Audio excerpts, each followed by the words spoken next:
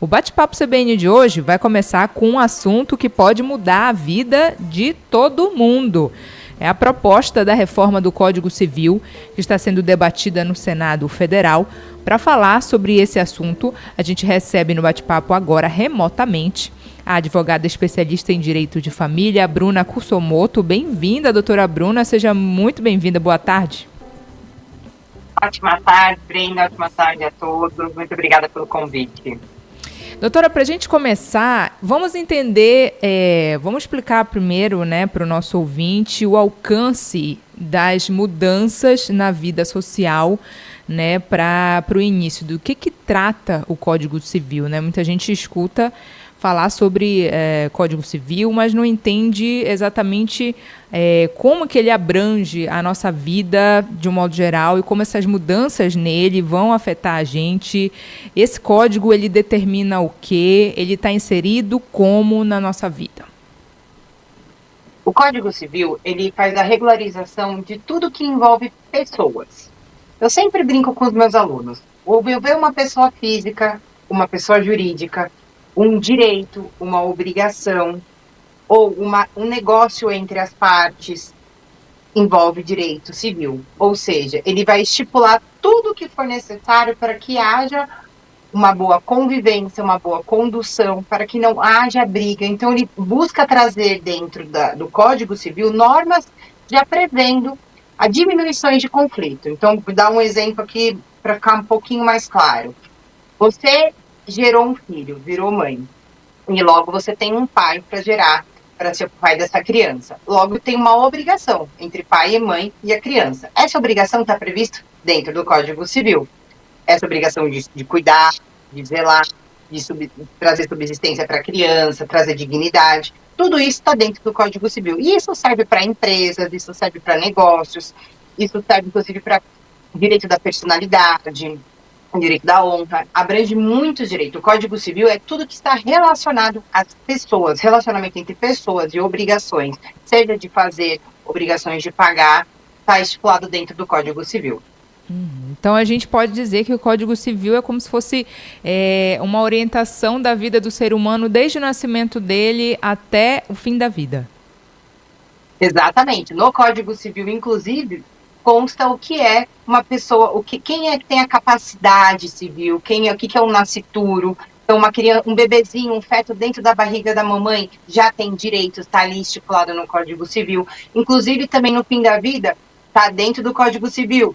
Inventário, sucessão. Então, se alguém falecer, com quem vai ficar os bens, como vai ser feita a partilha, quem são os herdeiros necessários, quem não são. Tudo isso está dentro do Código Civil. Agora, doutora Bruna, esse código está sendo revisto pelo Senado Federal, e não só o direito, que é a sua especialidade, o direito de família, todo ele vai mudar, mas dentro do direito de família, o que abrange o direito de família dentro do Código Civil, quais as principais demandas que a gente tem hoje e que elas, obviamente, vão ser mais afetadas e vai afetar a maior parte da vida das pessoas?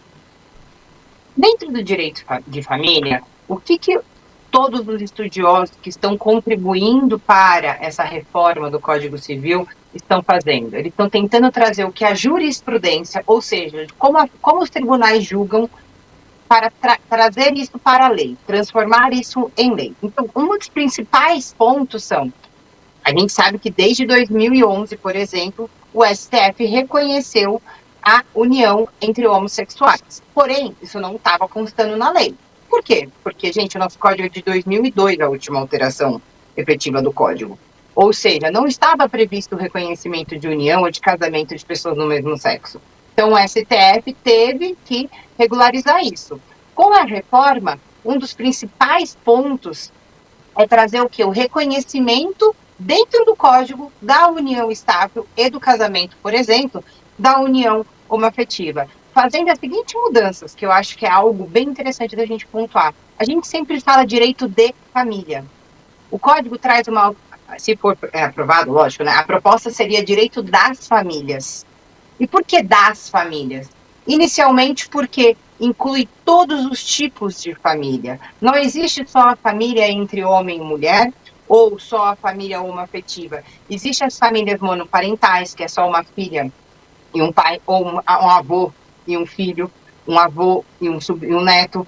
Ou seja, existem várias formas de família. E isso é interessante, porque a ideia de trazer a mudança do direito das famílias é incluir todas as formas de família. Isso é um dos pontos interessantes. Além disso, inclusive, né, reconhecendo a família de homoafetiva para o que é família também dentro do Código Civil. Isso é, ao nosso ver, para quem trabalha com direito de família, é um excelente avanço. E acho que é algo que com certeza vai ser aprovado. Agora, doutora Bruna, esse conceito de família, ele deve ser alterado, então, na possível mudança aí do Código Civil. No caso, até pessoas que não têm laços sanguíneos e sim têm laços afetivos. Isso também vai ser considerado família. É mais ou menos assim. Explica pra gente. Na realidade, a nossa Constituição Federal já fala sobre famílias multiparentais, sobre vários tipos de família.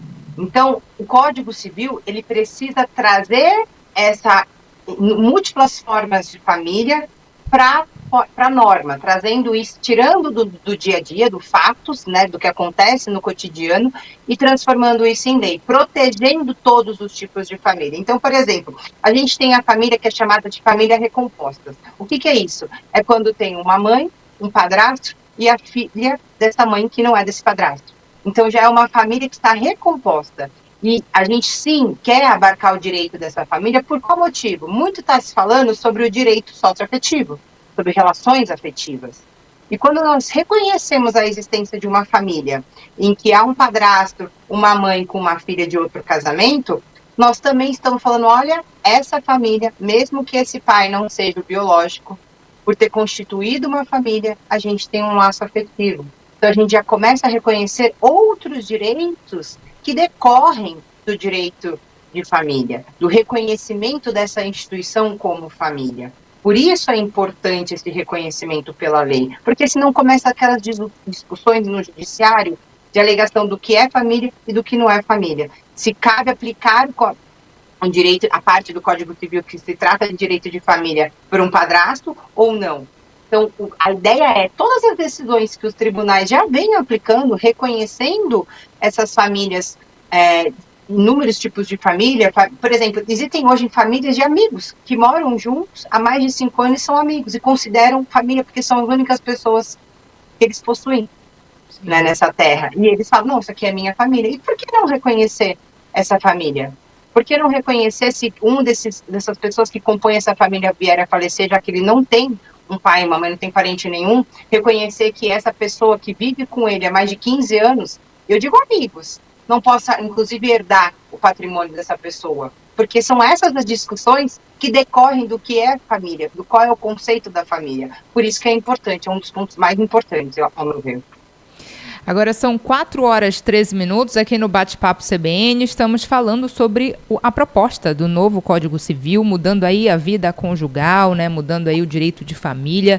E eu estou batendo esse papo com a doutora Bruna Kusumoto, que é advogada especialista em direito de família. Ela está remotamente com a gente, diretamente de São Paulo, né, doutora? Sim, perfeito. Agora, ainda há pouco a gente falava sobre a questão do casamento homoafetivo, né?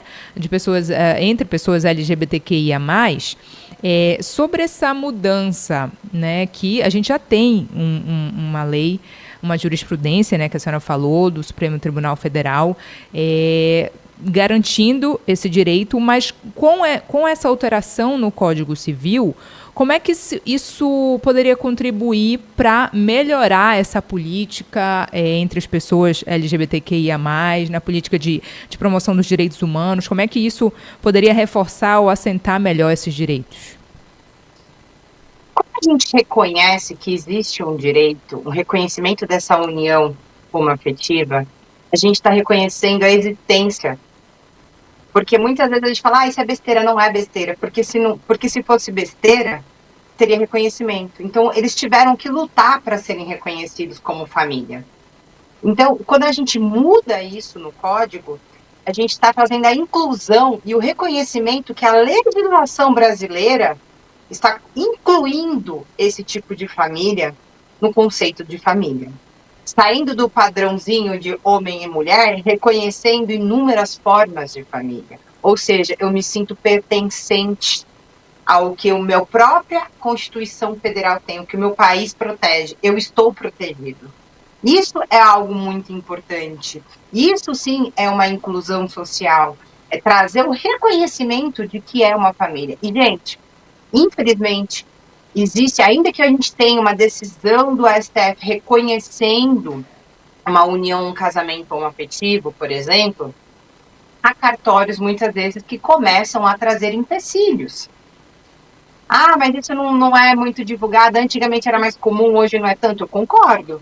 Mas existe lugar. Se vocês procurarem no Google, vocês vão ver a dificuldade que alguns lugares no interiores de São Paulo, no interiores de algumas regiões, e tem sim uma cabeça muito mais fechada, diminuição de informação, não tem tanto acesso à informação, não tem tanto desenvolvimento sobre as diversidades que nós temos que estudar e aprender, a gente tem essas dificuldades. Então, trazendo isso para a lei, não tem mais discussão.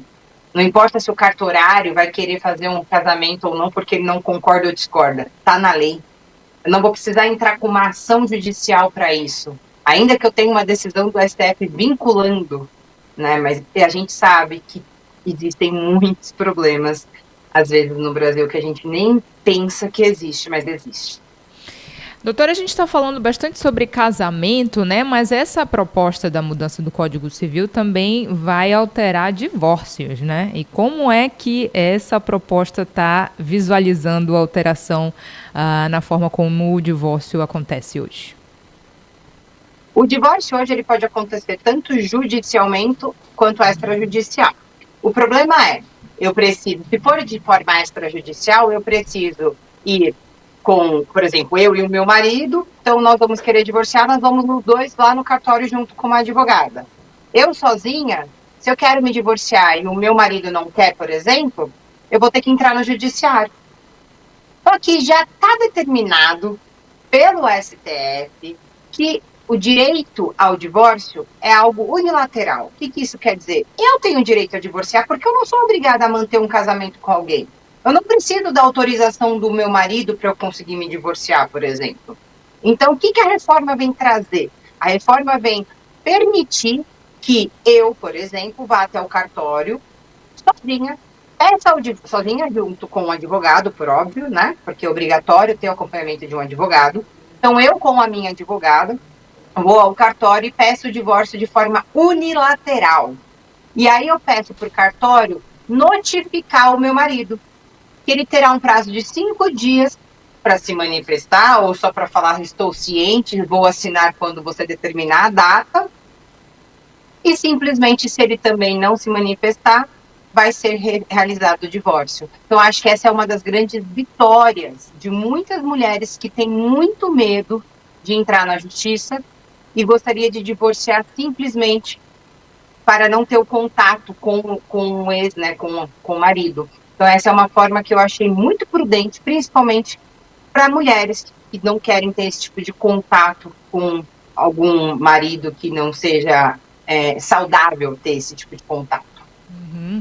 E essa mudança também vai, doutora, a senhora analisando aí, pode ter impacto também na questão da violência contra a mulher, pode ter uma diminuição com essa nova configuração aí de divórcio? Olha, o divórcio hoje, ele já pode ser pedido quando acontece qualquer tipo de violência contra a mulher. Né? Diante do seu pedido de medida protetiva ali, verificado a solicitação da mulher, ela já pode pedir o divórcio naquele momento. Então, por exemplo, às vezes ela não quer, porque tem muitos dos casos, a gente sabe disso, que não quer ir denunciar, mas apenas quer o divórcio para se livrar do homem. E ela fica naquele, eu vou sumir, não vou me divorciar, vou me manter com ele para não ter mais contato. Com essa possibilidade, ela pode se divorciar simplesmente no cartório que ela casou, essa é a única obrigatoriedade da lei, tá? Ela ia até o cartório que ela casou e se divorciar lá e simplesmente não ter contato. Ou seja, ela consegue se livrar das dores emocionais, não ter contato com um possível agressor e seguir a vida dela sem olhar para trás. Então, sim, isso vai diminuir, ao meu ver, diminuir a violência, mas diminuir a consequência que é ter um divórcio e de você ter a necessidade de olhar, por exemplo, num caso de um agressor. Então, é algo que diminui muito as consequências emocionais, psicológicas de uma vítima. Agora, doutora Bruna, eu já ouvi falar muito que divórcio é custoso financeiramente. Com essa mudança, vai ter alguma alteração também nisso? Na realidade, o que é custoso é a partilha de bens que tem no divórcio. O que é? O divórcio é simplesmente a declaração de você falar, olha, a Bruna não está mais casada com o João. Isso é o divórcio. Só que a partilha de bens que tem que ser realizado é a divisão do patrimônio que a Bruna e o João construíram durante o casamento. E isso é o caro. Por quê? Se houver briga entre o casal, vai ter que ir para o judiciário. Independente do divórcio. Eu posso me divorciar no cartório, mas vamos supor que eu tenho um imóvel e um carro com o João. Eu vou ter, e ele não quer se divorciar, não quer brigar, tá falando que não vai dividir, eu vou ter que fazer a partilha de bens lá no judiciário. E para eu ingressar no judiciário, eu tenho que pagar custas processuais. Então, dependendo do estado em que você mora, você tem custas processuais de 2% do valor do patrimônio. Isso é o que gera mais custo, que é caro. Então, por que a gente fala que divórcio é caro? É justamente por isso. E fora as demandas que você tem que pagar, como taxa de citação, taxa de oficial de justiça, tem um monte de taxazinha que você acaba pagando. Se for amigável, sai mais barato. Por quê? Você só vai ter que ter o custo do cartório. Por isso que a gente fala que o divórcio, muitas vezes, é melhor as pessoas esperarem, acalmar, diminuir aquela raiva, para depois começar a falar em partilha, do que já quero me divorciar, vou fazer, divide por 2, se não quiser dividir, vamos para a briga. Por quê? Porque o custo disso é alto. Tanto o custo financeiro, quanto o custo emocional.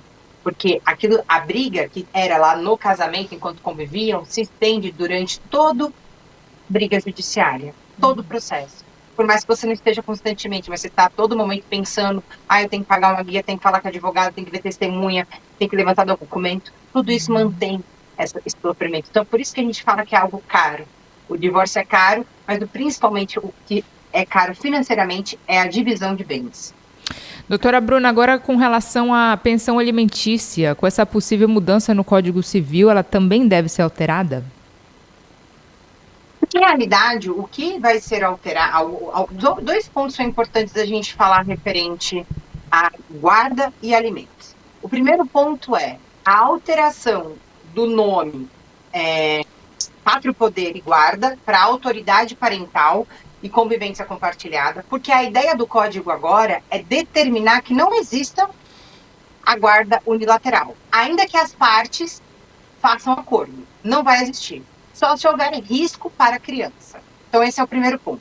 Por que eles fazem, a ideia é fazer essa? Para obrigar a responsabilidade de ser compartilhada entre pai e mãe, tanto de convivência, de ajudar a cuidar do cotidiano da criança, quanto dos custos. E aí sim vai vir uma discussão. Por que a discussão? Quem tem a guarda compartilhada e a residência fixa com a criança, recebe essa pensão. A ideia do código, da reforma, é falar que a criança tem 2 residências, não mais fixar uma residência. Então, ela vai ter a residência do pai e da mãe. Isso pode ser que gere algum problema referente aos alimentos. Porque o pai vai falar, se ela tem 2 residências, por que eu estou dando alimentos? Isso vai ser algumas discussões que eu acho que ainda vão ser alteradas dentro de todo o projeto. Mas esse é um ponto. E o segundo ponto é, referente aos alimentos, o código traz de forma expressa algumas formas de alimentos que muitas pessoas acham que é só alimentos, pensão alimentícia. Então, por exemplo, ele traz os alimentos gravídicos. O que é isso? Quando você engravida, você precisa da ajuda do seu companheiro, por exemplo. Por exemplo, você tem uma gravidez de alto risco e não pode mais trabalhar. Você vai precisar de ajuda desse companheiro, dessa pessoa. Essa pessoa vai ter que pagar alimentos gravídicos para você. Então, esse é um ponto que já está previsto, a gente já tem essa aplicação na jurisprudência, nos tribunais, mas não estava expressamente esse termo. Outro é o alimento compensatório. Muitas pessoas confundem alimentos compensatórios com os alimentos que a gente fala que é a pensão alimentícia mesmo, que é para a subsistência das pessoas. Quando a gente se separa, por exemplo, e eu nunca trabalhei, sempre cuidei da família, vamos dar um exemplo, e eu separo do meu marido, eu simplesmente vou ter uma queda de condições de vida, padrão de vida altíssima, porque se eu nunca trabalhei, como eu vou sobreviver? Então, além da pensão alimentícia para minha subsistência, eu vou ter uma pensão alimentícia compensatória para compensar essa queda brusca de padrão de vida. Então, isso agora também está na reforma, traz essa explicação do que é os alimentos compensatórios e o que é os alimentos humanitários também, alimentício. Agora a gente também vai ter os alimentos humanitários. Sabe aquela irmã que a vida inteira se dedicou para cuidar do seu pai? E que simplesmente abdicou do seu sustento, deixou de trabalhar, até não casou, e a gente conhece muita gente que cuida diretamente do pai e da mãe? Então, ela vai ter direito aos alimentos humanitários, que é o que a gente chama, e que vai trazer aqui também de forma expressa para o Código Civil, se aprovada a reforma. E, além disso, vai ter também os alimentos transitórios, que se dá quando uma esposa, um marido e uma mulher, um casal se separa, e essa mulher vai se colocar no mercado. Ou seja, eu estou 5 anos sem trabalhar, vou me colocar no mercado, então meu ex-marido vai me pagar uma pensão transitória pelo prazo de 2 ou 3 anos até eu me colocar no mercado. Esses tipos de pensão alimentícia agora estão expressas, serão expressas, né, na lei, no Código Civil. Era uma construção trazida pela doutrina e pela jurisprudência, mas não estava previsto na lei especificamente. Isso foi uma construção criada pela doutrina. Doutora Bruna, vamos marcar uma parte 2? Vamos marcar uma parte 2, porque ainda ficou muitas perguntas aqui que eu elaborei. E nessa questão da pensão alimentícia, a gente pode também aprofundar, né, com relação às mudanças no Código Civil, prováveis mudanças com essa reforma. Eu acho que muita gente tem interesse em saber, né, dessas possíveis mudanças. Então, combinado? A gente vai se falando e a gente marca a parte 2, então, com a doutora Bruna. Tudo certo? Perfeito, só marcar que a gente está aqui sempre presente para ajudar. Infelizmente, a gente vai ter que cortar aqui a entrevista, né? E a gente, como eu falei, vamos marcar a parte 2. Doutora Bruna Kusumoto, advogada especialista em direito de família, falando sobre as possíveis mudanças no Código Civil e o impacto na vida conjugal. Obrigada, doutora, pela participação. Eu que agradeço. Ótimo dia.